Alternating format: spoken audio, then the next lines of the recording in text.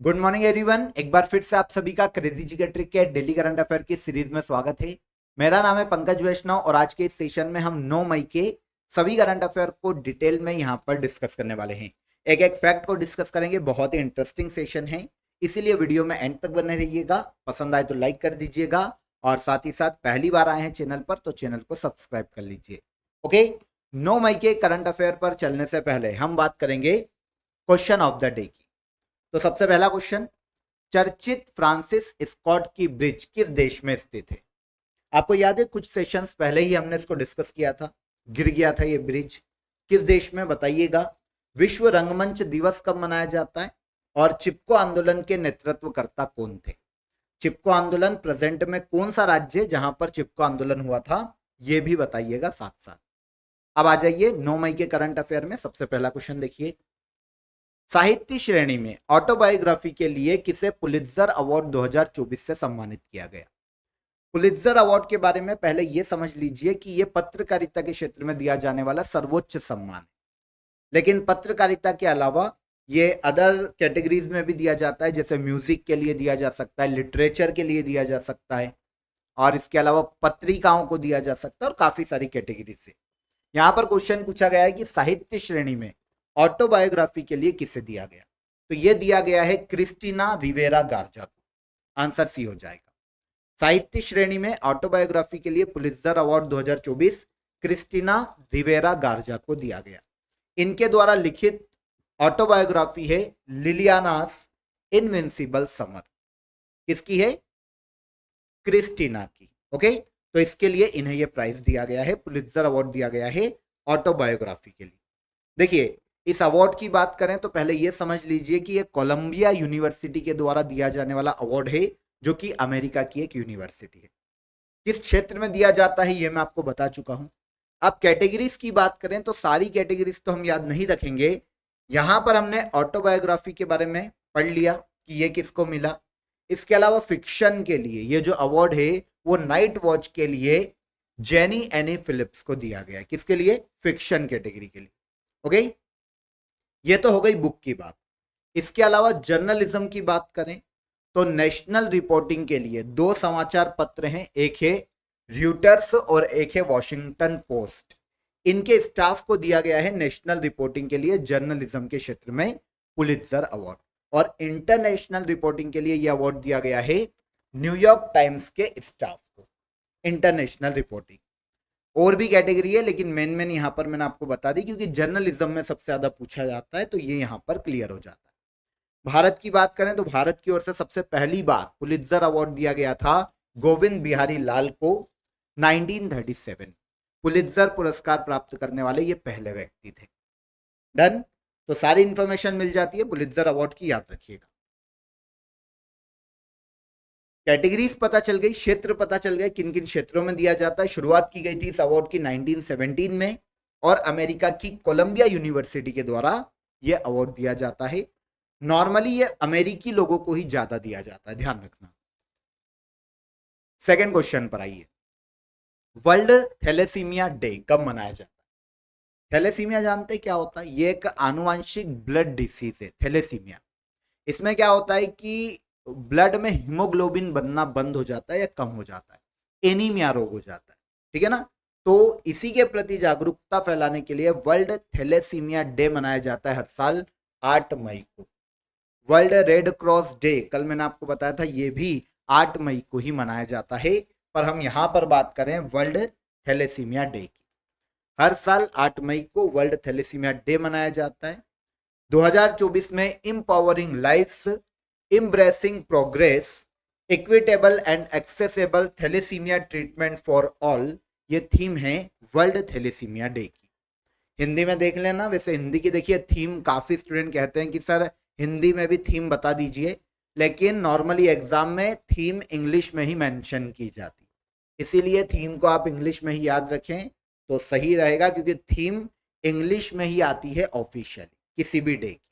Done, तो theme हो जाती है 2024 में वर्ल्ड थैलेसीमिया डे की। 8 मई को मनाया जाता है। सबसे पहली बार 1994 में थैलेसीमिया इंटरनेशनल फेडरेशन के द्वारा इसे मनाए जाने की शुरुआत की गई थी। लोगों को थैलेसीमिया रोग के प्रति जागरूक करना इस डे को मनाए जाने का उद्देश्य। इसके अलावा एक और डे जो कि ऑब्जर्व किया जाता है, इंपॉर्टेंट है, अंतर्राष्ट्रीय तेंदुआ दिवस। हर साल अंतर्राष्ट्रीय तेंदुआ दिवस 3 मई को मनाया जाता है। इसे भी याद रखिएगा, इसे हमने डिस्कस नहीं किया किसी सेशन में, तो आज मैं आपको यहां पर बता देता हूं क्योंकि ये भी इंपॉर्टेंट है। क्लियर हो जाता है। तो हमारा क्वेश्चन वर्ल्ड थैलेसीमिया डे पर था, इसे याद रखिए। 8 मई को मनाया जाता है हर साल। अब आप सभी के लिए आज के लिए मैं ऑफर ऑफ द डे बता देता हूं आप सभी को बिना वेट करवाए। तो देखिए, मैथमेटिक्स का एडवांस और अर्थमेटिक का जो कोर्स है वो आपके लिए आज 99 रुपीज में अवेलेबल है। आप सभी को पता है प्रशांत सर जो कि एसएससी में ऑल इंडिया रैंकर है, 99 इनकी रैंक है। ये आपको लगातार यूट्यूब पर भी क्लासेस दे रहे हैं। रात में 8:15 तक रोज इनका सेशन लाइव रहता है।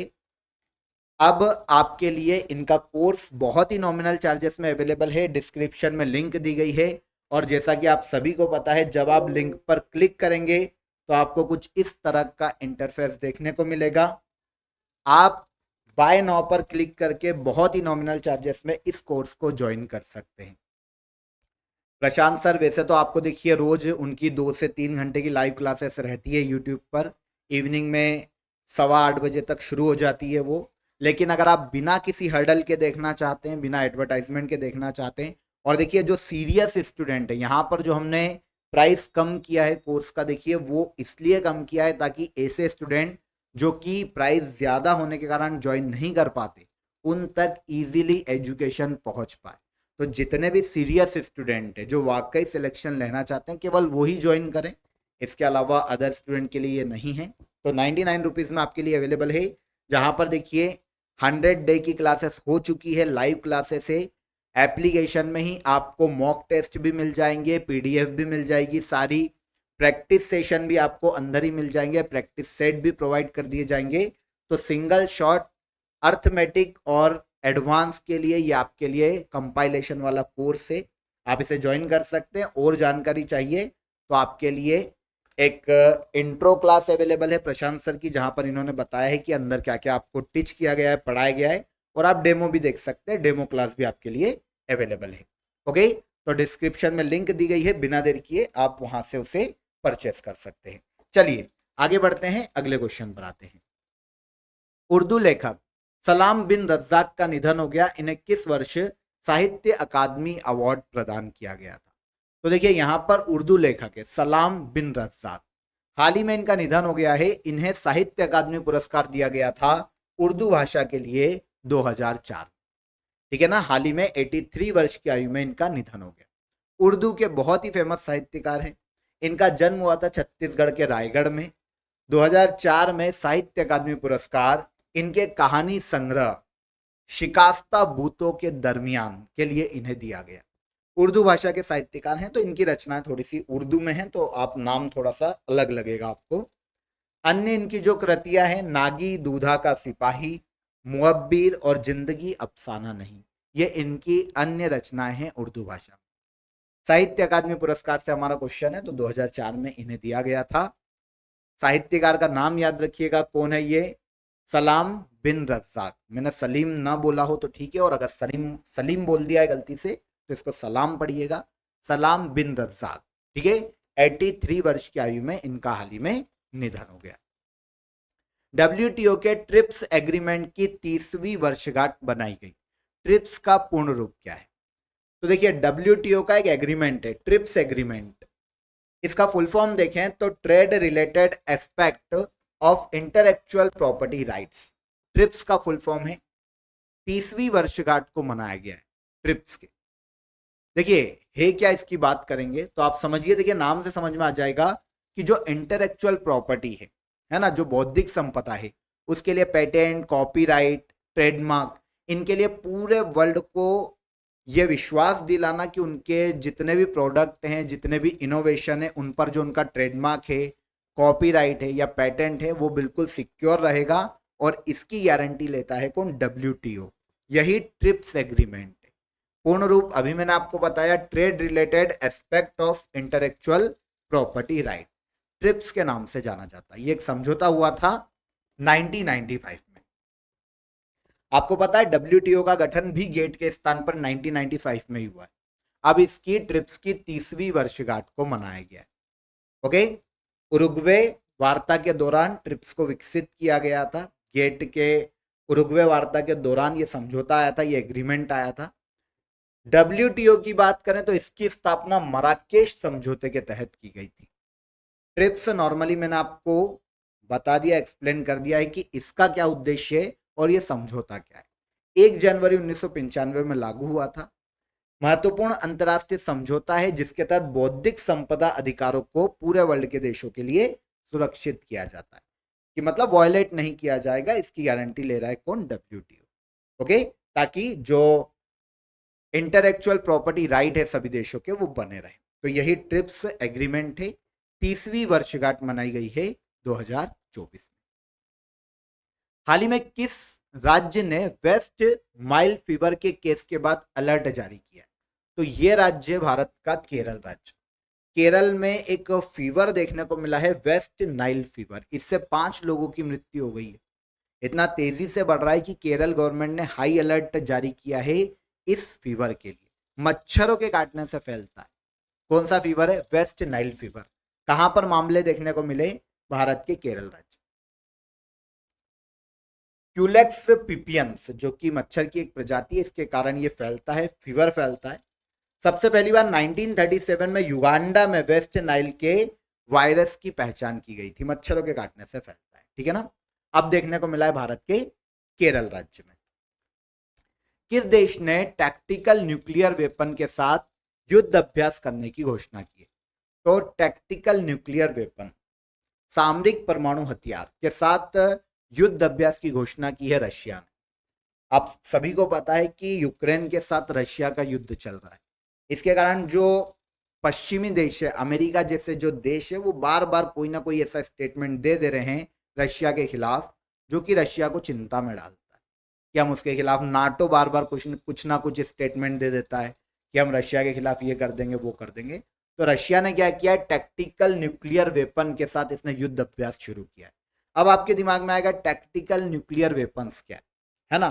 तो अगर हम इसकी बात करें तो देखिए, ये जो नॉर्मल परमाणु हथियार है उनकी तुलना में छोटे होते हैं, कम वजन होता है। होते न्यूक्लियर वेपन्स ही है लेकिन छोटे होते हैं, कम वजन होता है, और किसी भी क्षेत्र को ये भी खत्म करने की क्षमता रखते हैं, ठीक है। इनके माध्यम से जो अन्य मिसाइलें हैं वो भी ले जाई जा सकती है। इसके अलावा जो सैन्य वाहन है उनसे भी टैक्टिकल न्यूक्लियर वेपन्स को दागा जा सकता है। आकार में छोटे होते हैं, इधर से उधर ले जाने में बहुत ही ईजी हैं ये वेपन्स। इसके अलावा बिना रेडियो एक्टिव इफेक्ट के ये किसी भी क्षेत्र को खत्म करने की हिम्मत रखते हैं, इतने शक्तिशाली। सबसे छोटे tactical nuclear weapons 1 kiloton या उससे भी कम हो सकते हैं, और अधिकतम 100 टन तक इनका वजन हो सकता है। अभी रशिया ने टैक्टिकल न्यूक्लियर वेपन्स के साथ युद्धाभ्यास की घोषणा की है पहली बार। ओके, ताकि अगर कोई भी ऐसी कंडीशन आती है कि नाटो या कोई भी इन पर हमला करता है तो ये इंस्टेंट उसका रिप्लाई कर सके। भारतीय सेना और वायुसेना के द्वारा गगन स्ट्राइक सेकेंड अभ्यास का आयोजन कहां किया गया? तो गगन स्ट्राइक सेकेंड अभ्यास जो कि एक युद्धाभ्यास आप बोल सकते हैं, इसका आयोजन किया है दोनों सेनाओं ने मिलकर पंजाब राज्य में। भारतीय सेना, आर्मी और इंडियन एयरफोर्स, इन दोनों ने मिलकर हाल ही में गगन स्ट्राइक सेकेंड अभ्यास का आयोजन किया, ताकि दोनों के मध्य में आपसी सहयोग और तालमेल को बिठाया जा सके। किसी भी युद्ध की स्थिति में आपसी तालमेल बना रहे, इसीलिए भारतीय सेना, आर्मी और इसके अलावा इंडियन एयरफोर्स शामिल हुई है गगन स्ट्राइक सेकेंड अभ्यास, ठीक है। भारत के जो इंडियन एयरफोर्स के अपाचे विमान है, WSI हेलीकॉप्टर है, इन्होंने भाग लिया है ताकि युद्ध की स्थिति में इंस्टेंट रिएक्ट किया जा सके और दोनों सेना आपस में मिलकर काम कर सके। एशियाई अंडर 22 और युवा मुक्केबाजी चैंपियनशिप 2024 में भारत ने कुल कितने पदक जीते? तो यहां पर ये पढ़ लीजिए कि एशियाई अंडर 22 युवा मुक्केबाजी चैंपियनशिप है, यहां से और हटा दीजिए। एशियाई अंडर 22 युवा मुक्केबाजी चैंपियनशिप 2024, इसमें भारत ने मुक्केबाजी में टोटल 43 मेडल अपने नाम किए। कितने? 43, ठीक है। आयोजन कहां पर किया गया, देखिए ये पॉइंट भी बहुत ही इंपॉर्टेंट है। और मेडल टेली में इंडिया कौन से स्थान पर है, ये क्वेश्चन भी पूछा जाएगा। तो कजाकिस्तान के अस्ताना में एशियाई अंडर 22 युवा मुक्केबाजी चैंपियनशिप का आयोजन किया गया। कहां पर, अस्ताना, कजाकिस्तान। और यहां पर अलग अलग जो भार वर्ग है उसमें भारत के जो मेंस और विमेंस है दोनों कैटेगरी में ऑल ओवर हम 12 गोल्ड जीत कर आए हैं, 14 सिल्वर मेडल जीत कर आए हैं और 17 ब्रॉन्ज मेडल जीत के आए। इसी के साथ हमने टोटल 43 मेडल अपने नाम किए और मेडल टेली में इंडिया अंडर 22 युवा मुक्केबाजी चैंपियनशिप में दूसरे स्थान पर रहा है। अब बात आएगी पहले स्थान पर को, तो पहले स्थान पर कजाकिस्तान ही है जिसने 48 मेडल जीते। दूसरे स्थान पर है इंडिया 43 मेडल के साथ। अब देखिए हम गोल्ड कितने लाए, 12 लाए, लेकिन हम पूरे 12 गोल्ड विनर के नाम तो याद नहीं रख पाएंगे, तो जो मेन है सुर्खियों में रहते हैं उनको देख लो। ये सब यहाँ पे ये याद रखिएगा कि ये सब मुक्केबाज, भारत के मुक्केबाज है ना। तो डायरेक्ट क्वेश्चन ऐसा भी आ सकता है कि आकाश गोरखा किस खेल से संबंधित है, तो ये भारत के मुक्केबाज।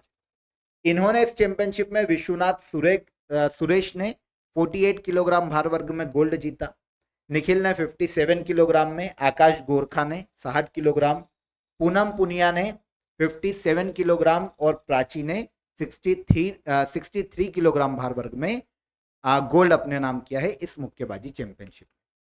आयोजन कजाकिस्तान के अस्ताना में किया गया 2024 में। आयोजन कौन करवाता है, एशियाई वैक्सिंग फेडरेशन के द्वारा इसका आयोजन हर साल, बॉक्सिंग फेडरेशन है, इसको सही कीजिएगा, एशियाई बॉक्सिंग फेडरेशन के द्वारा इसका आयोजन किया जाता है हर साल। तो 2024 में का आयोजित किया गया कजाकिस्तान के अस्ताना में। ठीक है, चर्चा में रहा लॉक बीट क्या है। तो लॉक बीट अभी काफी चर्चाओं में था, अमेरिका में स्पेशली काफी चर्चा हुई थी इसकी। एक रैनसमवेयर वायरस, रैनसमवेयर जानते क्या होता है? रैनसमवेयर वायरस किसी भी डेस्कटॉप में, किसी भी पीसी में, किसी भी लैपटॉप में घुसते हैं या छोड़े जाते हैं, किसी के द्वारा छोड़ दिए जाते हैं, और ये क्या करता है कि फाइलों को, जितनी भी इंफॉर्मेशन है सबको लॉक कर देता है।